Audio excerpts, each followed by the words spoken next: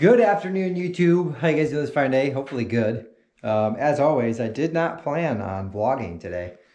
I was persuaded that I needed to make a woodworking video, and I plan on kind of doing this anyways. I know I've gone over what I'm about to do here before when I made my pallet DIY cornhole boards. However, I will go over this one. This is literally just a piece of plywood. Okay, 1/4 inch plywood. I'm missing a 2x3, so probably tomorrow on the way home I will have to stop and snag a board for that. But I have all of these cut. So, I'm assuming most of you know what I'm about to do here, but let's explain, shall we? That right there, other than this one, don't look at that one. These two right here are your cornhole board, okay? And this sits in between. On each end, all you're doing is you're making a box. It is that simple. And then you are nailing this onto said box. So I'm going to going to screw some holes, some pocket holes in these. I do 2 on each end. So 4, 8, 12, 16 of them you'll need. And then I will glue and nail this on top. You pick a good side of your board here. This one looks pretty crap. This one looks pretty good. I will use this side. And then we will clear coat, stain, drill a hole, stain, clear coat. I said that completely backwards. And then I waxed mine, and the wax helps a lot. So let's get to this. I wanted to get these done before summer came around because I'm sure someone's going to want a set of cornhole boards. It's always good to have not some of the stuff on hand, but like most of the time, if I make something, someone is willing to buy it. Just ask a reasonable price for it, obviously. I don't know how much. Usually I tell you guys how much I spent on the wood and how much I sell it for or whatever, but I bought these 2x3s a while ago. I'm assuming they go for about $6 or $7 a pop. For 2x3x8. Don't quote me on that. And then plywood. I literally had a whole sheet of plywood. I'm assuming that's like $50. Maybe not for the 1/4 inch stuff. For the 1/2 inch plywood, it might be more. But I bought a piece of plywood, and they are 8x4 foot. And I literally cut 2-foot sections out of them. So you have 2 whole sets of cornhole boards if you want to do this. You just need a lot of 2x3s. So that's the plan. Oh, shoot. I forgot about legs, too. I have a plan for that. So I'll have to buy more wood, obviously. But let's get these pocket holes drilled. And that's probably it for today. But I'll pick up another day. I absolutely just crushed a leg day. And I can barely stand. Wish that was an exaggeration. Let's get these pocket holes drilled.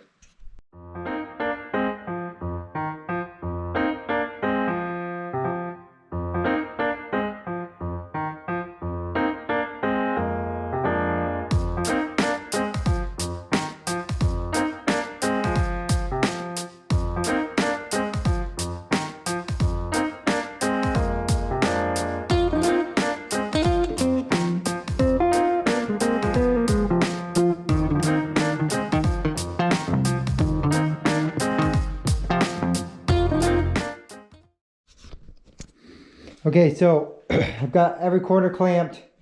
The glue was probably a little excessive, but I want it to stick and stay, so I got a cinder block on there, and she's all weighed down and ready to go.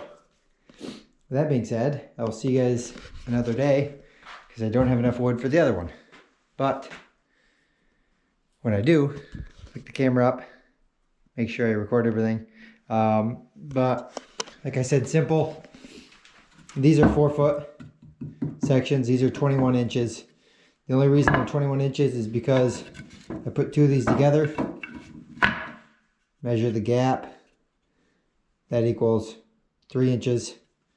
Take that out of the 2-foot section here for one of them and 2 of them, and that equals that board. Most of you are pretty good at math, I'm assuming.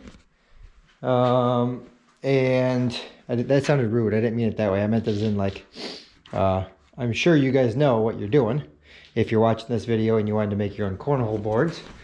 But if you didn't, there you go. And then I glued it. If you don't have a nailer, I use this nailer. If you don't have a nailer, the glue, plenty. It really is. It's plenty.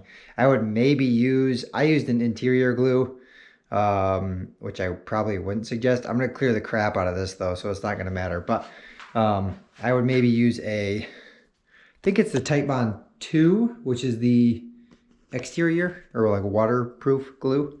But I will come in, clean all this up. You see it's got a bunch of the splintered edge or whatever, but I'll come in, clean all that up, and then surprisingly, yep, splinter right there. Surprisingly, when you stain this, it actually looks really good with these, like the texture in the plywood, surprisingly. You'd think that it being plywood, it wouldn't, but as long as you find a pretty good sheet, and don't buy like the, I don't know if that's even considered plywood. Don't buy the composite stuff that's like glued together, because that probably won't look good. But I'll probably make this like a dark walnut or a provincial, and these textures will shine. All right, see you guys probably tomorrow.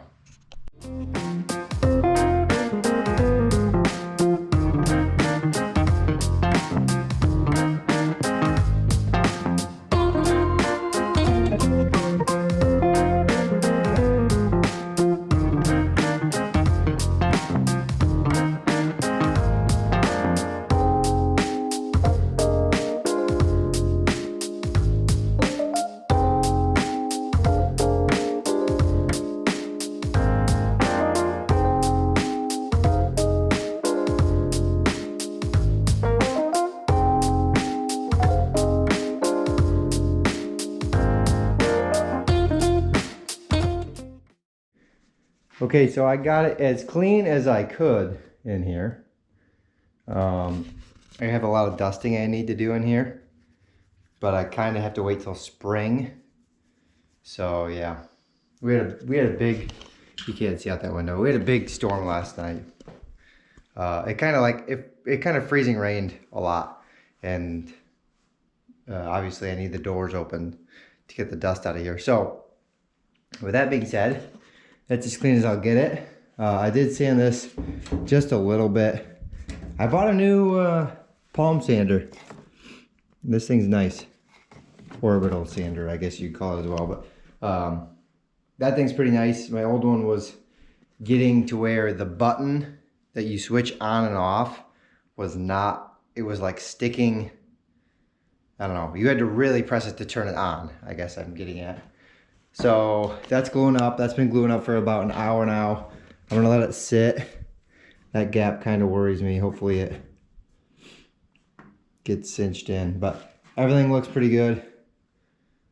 So we will call it there. Thank you for being here. Thank you for watching. Appreciate you guys being here, supporting me and what I do every single day. And hopefully you enjoy the woodworking videos. I will update you hopefully on this. And I'll probably get 2 cutting boards out of this one, because the one I'm making is 2 foot long. He wanted something a little longer so that he can fit longer slabs of meat on it. And then the rest will be about 14 by 17. This is 17 inches wide and 14, but obviously I can flip it so it's rotated and properly sized. But like I said, thank you for being here.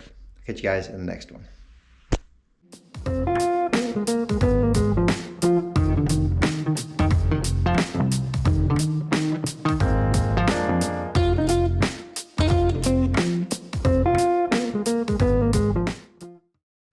Okay, so I got a little bit of weight on this. That's glued and that's drying.